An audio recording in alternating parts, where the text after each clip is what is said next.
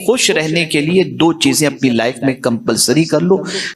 मुझे याद आ रहा है कमोबेश 100-150 साल पुराना एक वाकया, तकसीम हिंद से पहले का वाकया है गालिबन।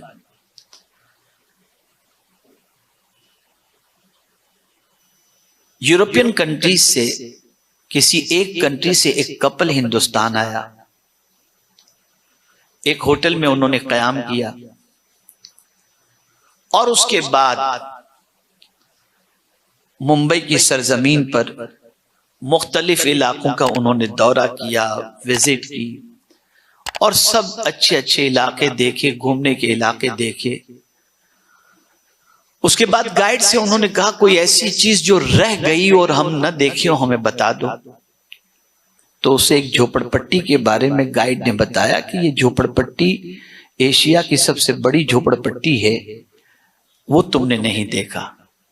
तो गाइड को उन्होंने पूछा कि झोपड़पट्टी कैसी है, तो उन्होंने बताया कि भाई झोपड़पट्टी की पोजीशन ऐसी है कि बहुत तंग कमरे के अंदर, तंग गलियों के अंदर फैमिलीज रहती हैं, छोटे छोटे कमरों के अंदर, उनकी जिंदगी बड़ी अजीब है। तो शौहर ने कहा मुझे नहीं जाना, तो बीवी ने कहा नहीं मुझे जाना है, कहीं मेरे दिल में ये हसरत न रह जाए कि मैंने क्यों नहीं देखा। गाइड के साथ बीवी चली।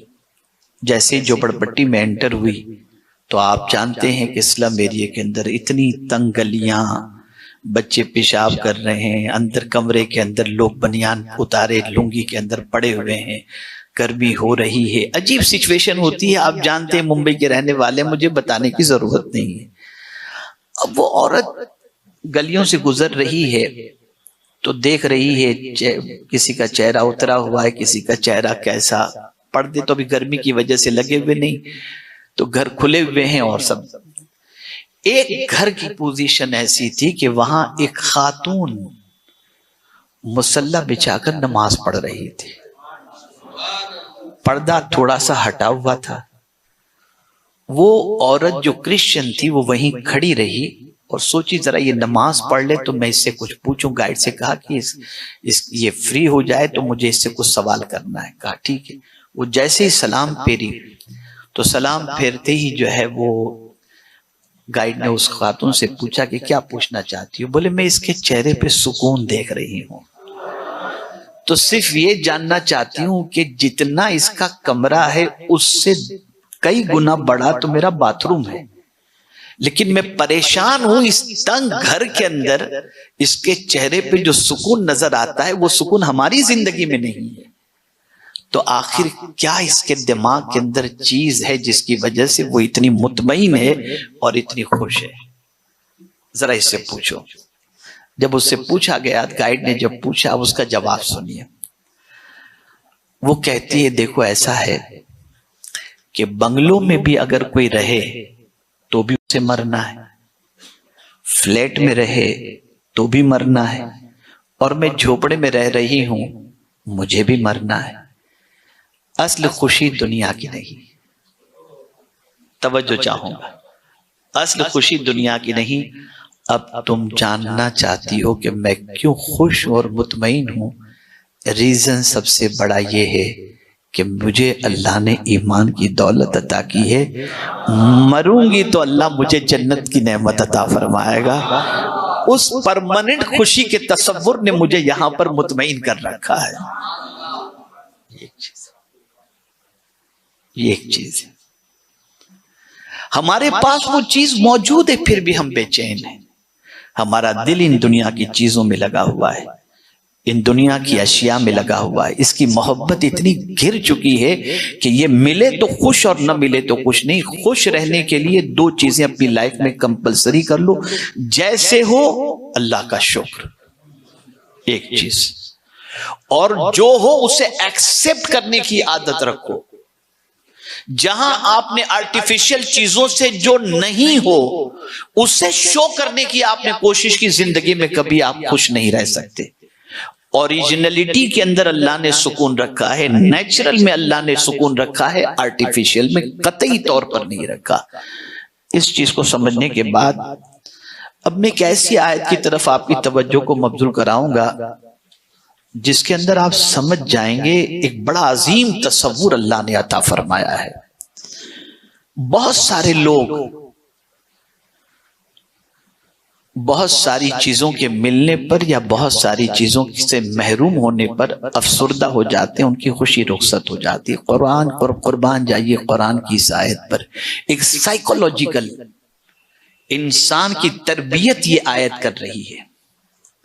और उसमें भी हजरत इमाम जाफर सादिक रदी अल्लाह तआला अन्हु का एक कौल जब मैं आपके सामने पेश करूंगा तो मैं ये समझता हूं कि आज की महफिल का मकसद इंशाअल्लाह अज़ीम किसी हद तक कामयाबी से हमकनार हो जाएगा। मकसद जो है आयत लिकैला तासौ अला मा फातकुम वला तफरहू बिमा अताकुम, एक अजीम तसव्वुर कुरान दे रहा है, एक अजीम सोच कुरान दे रहा है।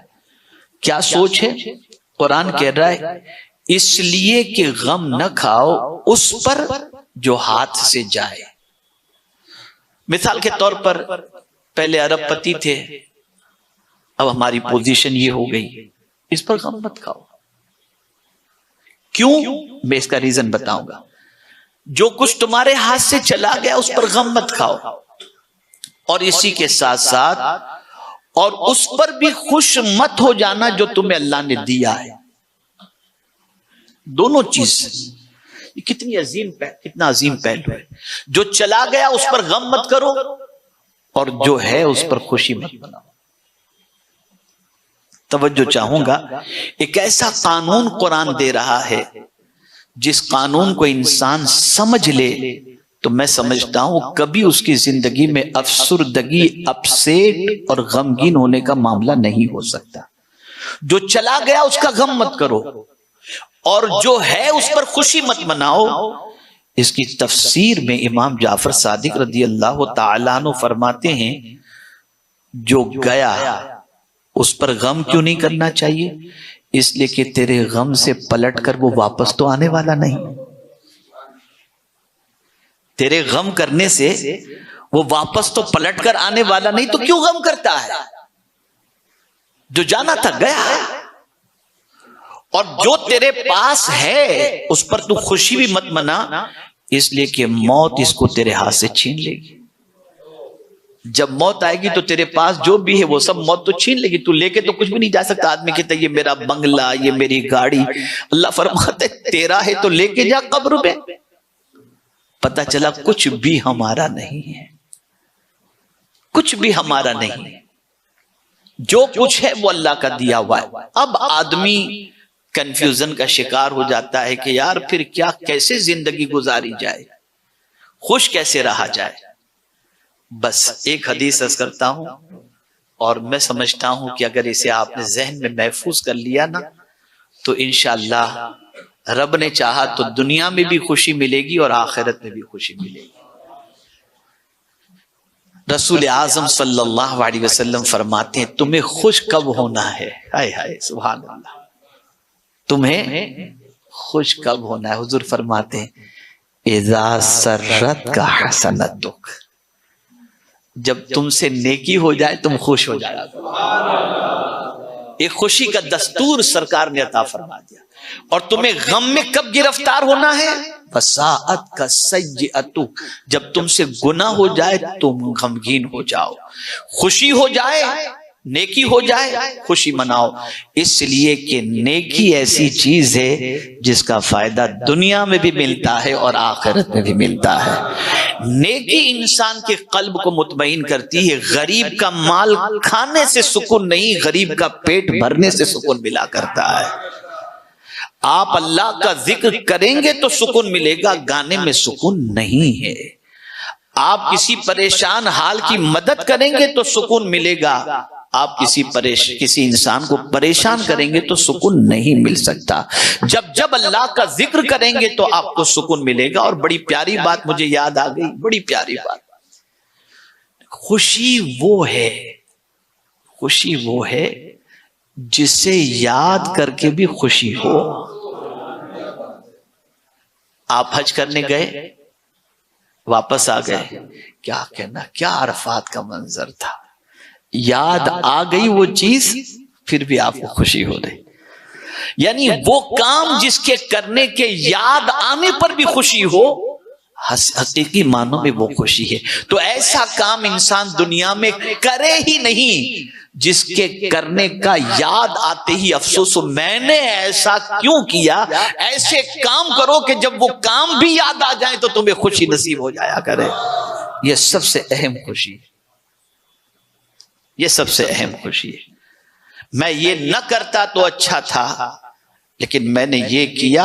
यानी दोनों पहलू को आप देखें। और इसे हुजूर सल्लल्लाहु अलैहि वसल्लम ने फरमा दिया, इदा सर्रत का हसनतुक, नेकी करके कभी इंसान को गिल्टी फील नहीं होता। हर बार नेकी याद आती है, अल्लाह तेरा शुक्र है मैंने रमजान में इतने कुरान खत्म कर लिए। वो जमाना कितना अच्छा था, मैं ताकत व तवानाई वाला था, खड़े होकर नमाज पढ़ता, सजदे किया करता था। आदमी जब जवानी में ये सारी नेकी करता है तो ये नेकी याद करके उसे खुशी होती है।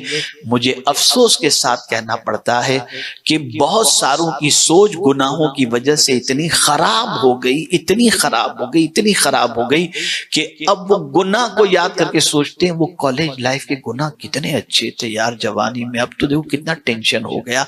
ये उनकी खबासत बातिनी का नतीजा है। एक आक़ाए करीम सल्लल्लाहु अलैहि वसल्लम ने दस्तूर अता फरमा दिया, जब तुमसे नेकी हो तुम्हें खुश होना चाहिए, और जब तुमसे गुनाह हो तब तुम्हें अफसोस होना चाहिए।